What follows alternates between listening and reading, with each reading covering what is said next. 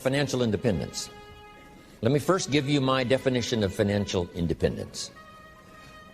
Number one, the ability to live from the income of your personal resources. This should be every person who lives in a free country, especially a capitalistic country. This should be everyone's goal, to someday be able to live from the income of your personal resources. Now, how many resources you need, right, depends on how you want to live. But if you wish to live modestly, it doesn't take all that many resources over a fairly brief period of time to have enough resources to live modestly. If you wish to live more lavishly, of course, you need to accumulate more resources. But that's my view of financial independence, so that you can live from the income of your resources. Now, here's what else that does. Now you can choose the work you do. Now you can choose to work or not work. Now you can work not because you have to, but because you want to. When we talk to kids about financial independence, we say, do what you have to as quick as you can so you can do what you want to as long as you can. Next key phrase. Economics is major. Everybody should major in economics, because it's such a vital part of your life. A paycheck is so vital because, first of all, it provides for you and the family's survival. Second, it provides for the opportunity of success. Some people feel we shouldn't spend that much time talking about money, but we really should. Someone says, well, you know, money is the root of all evil. Not true. Here's what it really says. The love of money is the root of all evil. And I'm sure everyone here has dispensed with the idea of falling in love with money, because that serves no purpose. Here's what's noble, what money can do. The projects it can support. The relief from debt it can create. Building a financial wall around your family nothing can get through. So economics is major. The key, of course, is what you do with it. If you earn a lot, you should give a lot. Key phrase from antiquity, here's what it says. If you've been given much, now much is required. If you've been given great responsibility, much is required. If you've been given much wealth, now much is required. Everyone has to solve this about the money to go for. Should you go for the money? Should you go for success? You should earn as much as you possibly can in the reasonable time devoted to economics, job, business. Reasonable time devoted to economics, job, business, future, enterprise. With that enterprise and with that job, the key is to earn as much as you possibly can, as you balance your life with everything else. Not at the sacrifice of your friendships, not at the sacrifice of values, not at the sacrifice of integrity, not at the sacrifice of wiping out other values in your life, but within balance of everything. Go as far as you can, earn as much as you can, share as much as you can. Jot this question down. Is it possible in America to multiply your income by 10? Kids would be fascinated with this question. Is it possible to multiply your income by 10? And the answer is, of course, yes. Could you repeat that after me? Yes, of course. That helps to emphasize it. That's called exclamation point. And kids with wide eyes will say, is that right? Can you start at the bottom and someday multiply your income by 10? The answer is, of course, of course, of course. Now, if you multiplied it by 10, can you think of anybody that makes $500 an hour?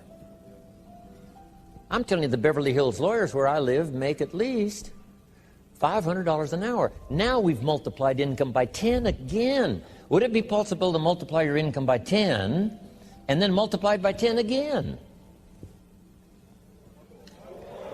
Now, see, that's a little weak.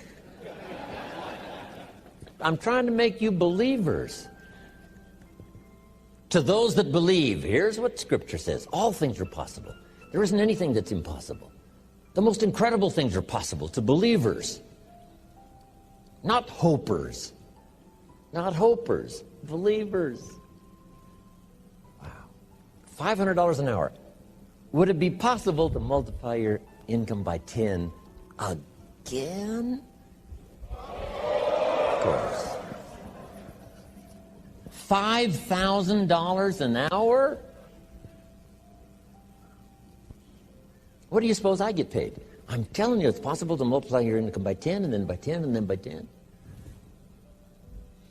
I lecture with Norman Schwarzkopf, the old general. Guess what he gets paid for his speech? $65,000 for 1 hour. 65,000, not 5,000, right? 65,000. I had lunch with Colin Powell, and I was on that speaking panel for one of those multi-speaker seminars. And I think he got paid like $70,000. It's a fun lunch with somebody that gets paid $75,000 for an hour. Unbelievable. Now, the person that's on up here, right, like Bill Gates and, who knows who else here, that makes $68 million in 1 year. We say, well, is that legitimate to pay someone $68 million in 1 year? And the answer is, of course. If they helped the company make $1 billion last year, would the company pay them $68 million? And the answer is yes, it's chicken feed. It ain't that much. Key phrase to jot down, everything is relative. Everything is relative. What might seem like a lot now, I'm telling you, some time from now for you won't seem that much. You say, wow, I was a small thinker back then, thinking, $4,000 a month was a lot of money. $8,000 a month was really something. I remember those days when $8,000 a month was unbelievable. And then $15,000 a month. Wow, I couldn't believe it. How about $20,000 a month? Incomprehensible. And I flew on by that. How about $30,000 a month? I flew on by that. Unbelievable. How about 50? How about 80,000 a month? I remember when I went right on by. It was incredible.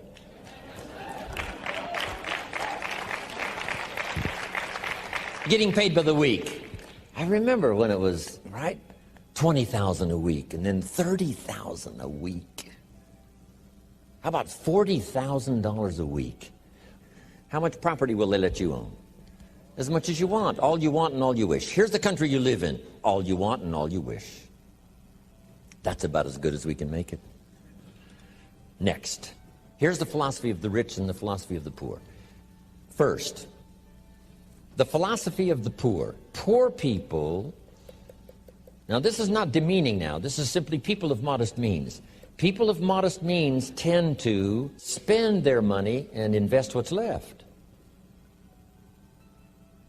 If they have anything left over, they might save it or invest it. That's the philosophy, the poor philosophy. To spend your money, save what's left. Here's the philosophy of the rich. To invest your money and spend what's left. It's the same money. It's just a different attitude and a different philosophy.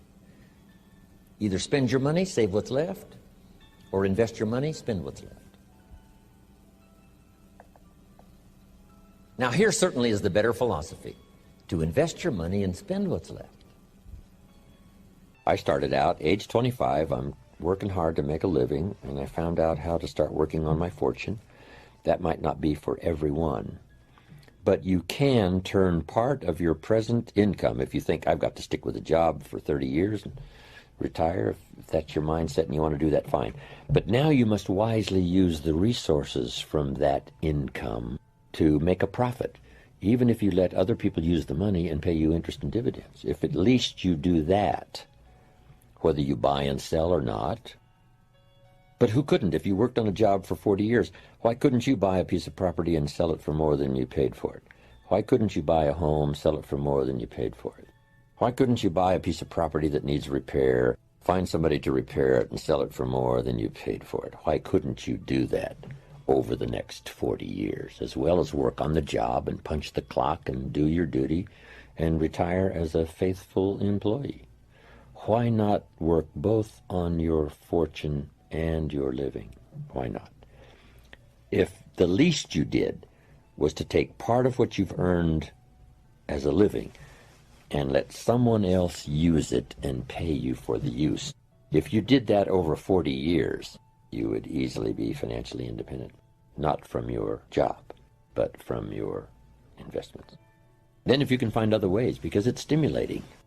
Who was it said? Was it Eisenhower? Someone said, find a piece of property and leave it better than you found it. Just something. Claude Olney, who put together a program called Where There's a Will, There's an A, became highly successful as an infomercial. He came to my seminars years and years ago before he put that program together, and he said, I've got an idea. What do you think? I said, it's a winner. Sure enough, made him millions.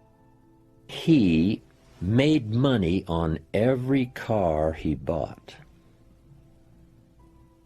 because of the incredible way he took care of it and the way he made it shine and gleam, so that when he got ready to sell it, it was worth more than when he bought it. That was one of his projects. I'm going to make money on every car I buy. See, it just depends on your attitude and your philosophy. And the answer is, why not? Amazing. Two different people with two different attitudes. One lets it all go because it doesn't seem to make a difference. Another one says, I make money on whatever I touch. Whatever I touch gets better. It doesn't get dirty. It gets better. A guy who owned a bunch of apartments said to me, most everybody leaves the apartment that they rent worse than they found it. I said, you gotta be kidding. He said, no.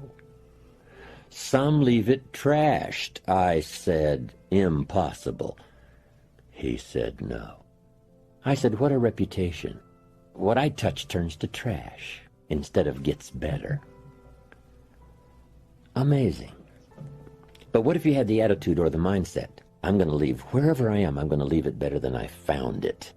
Not just what it did for the world, because it's a better place if you do that.